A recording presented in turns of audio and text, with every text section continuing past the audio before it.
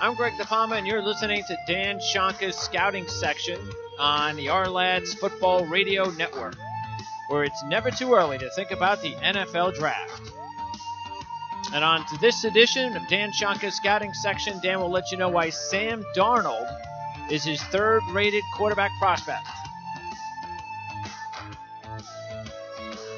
All right, thanks for tuning in to another scouting profile by Our National Scout and GM, Dan Shonka. So it's getting to be that time of year. There's a lot of teams out there that are thinking about the NFL draft because their teams aren't doing so well. And teams that are struggling usually this time of year need quarterbacks. And we're going to talk about one of the top quarterbacks if he decides to come out. That's going to be the big question, Dan. And that is, of course, Sam Darnold, somebody that I know, I think, I know for a fact before the season started and even now, do not have the high opinion that it seems to be elsewhere around the country. And I'm not saying that you don't like the kid. It's just that you definitely believe that this kid needs a lot more work.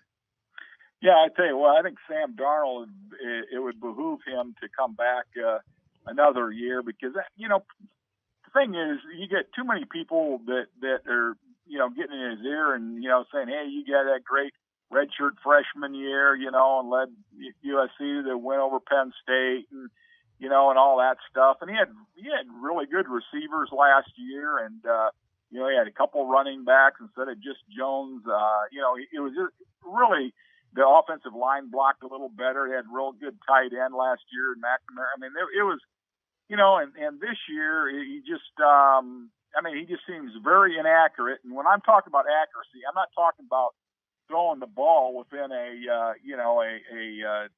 80-inch radius. I'm talking about putting that ball right in the sternum. Okay. You know what I mean? Firing that ball and putting it in right in stride to that wide receiver so he doesn't have to slow down and catch the ball. Put it out there, so he's got to snatch it with his fingertips and then run through the ball and then down the field.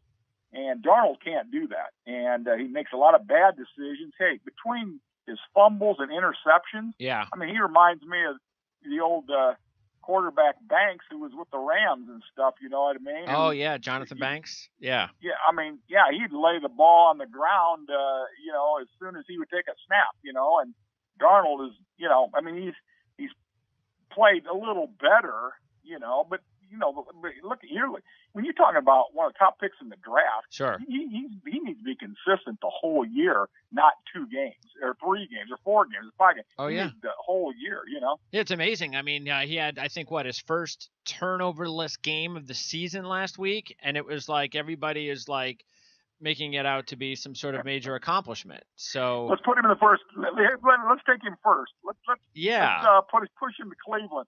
That'd be only justice. Wow. That wouldn't be good. No. And I guess tell me though, what is his, regarding his fundamentals, is the footwork, as you mentioned in your top 33 report, is his footwork the biggest fundamental issue he has right now? Well, I say that his footwork is just scattershot. I mean, it's not, now you look at Rosen, we're going to talk about in a minute. His feet are always under him in the same position. He steps, everything's clockwork and mechanical, whereas Darnold he's all over the place. I mean, he just, he goes out like he's in the backyard playing with, the relatives and stuff like that at Thanksgiving time. And you got to, and you look at the great quarterbacks in the NFL, and they do everything right, just like when you're playing golf. You're doing the same thing. You're bringing that club through the same plane all the time and making contact, and the way you make contact, whether coming down on the ball, whatever. Well, hey, Darnold, when he's throwing, he's all over the place. He floats the ball out there. He doesn't, throw lasers. And if you can't do that, then, I'm passing on you. And so, okay, what about his game, though, do you see that says, all right, he comes back another year, he develops, his footwork better, he does this a little bit better, I think he can do that, he just needs more time. So what is it then? I mean, what is his ceiling in your mind if he comes back and he does all the right things? How confident are you that in 2019 that you'd say, you know what? Okay, I have no problem now. I think he could be the top pick, and I'm picking myself. Well, I first of all, I'd like to see how quickly he can get the ball off on a short. When he gets that, I mean, is he going to throw the ball out there without the threat? You got to. Hey, when you're in the NFL, you're taking those snaps so quickly. You got to get that ball out there, and can he throw the ball without thread? I mean, some of his passes look like they're all wobbly and stuff anyway. So okay. I mean, he's got to be able to do the whole gamut of his critical factors with the mental alertness and he's got to be durable and he's got to get a little stronger and see this big playability. And then he's got, I want to see his position specifics. I want to see that arm strength where he can just laser that ball out there, not just float it out to a wide open receiver, and that release quickness. You know what I mean? So his anticipation has got to be better. I mean, his touch has got to be better, and that's not even counting the accuracy in the short, medium, and deep. So what's your favorite? What's your favorite thing about him? What do you like the most about him for what you've seen that does pique your interest that he can be a real good quarterback? I think that last year, was what I recall the best, even though all the tape I looked this year. I mean, I guess, and I want to. The thing that you don't ever want to say as a scout is potential. You see his raw potential to be a good quarterback is what I've seen the best. I mean, I think you've got enough holes, whether it's ball handling and game management. Like I said, he can't. He just can't continue to be a turnover machine. Sure. Yeah. Understood. So even throwing in the fact that he's from California, if he were to get drafted, I mean, God forbid he does come out. And if he were to get, would it be a death sentence if he were to go to a place like Cleveland or even Buffalo, like a cold weather Eastern kind of deal, or is that something that you're not really as concerned about? You'd be more concerned with the organization itself, which I think at this point there is a big difference between. Well, maybe there is a difference enough in Buffalo and Cleveland as far as organization, comparisons. Right. No, it would concern me. It would definitely concern me. California guy or somebody that's down in the South.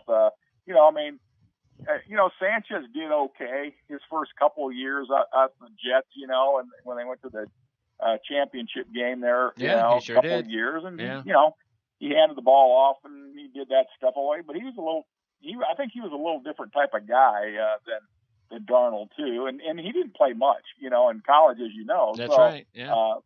But no, I think there is definitely something to it, but then, Aaron Rodgers is from Northern California, where it's a little cooler, and he's playing cold as you could probably be in Green Bay, and of course he's a special guy, That's true. And but I think you look at it, and it's in the back of your mind that, hey, this is a warm weather guy. Can he do it for us in Cleveland, or can he do it for us in Buffalo?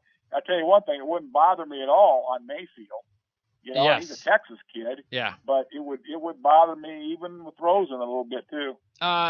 Speaking of a guy like Sanchez, and we've talked about this a lot over the last few years about these situations where you get a quarterback like Darnold, and he has let's say even if he comes back again and he has a successful season, does it bother GMs at all when they look at these past quarterbacks from the same program, even if they're different coaches and different systems, the Matt Leinerts even, Sanchez. We can go back to Marinovich, Rob Johnson, Matt Barkley, even Carson Palmer never lived up to the hype.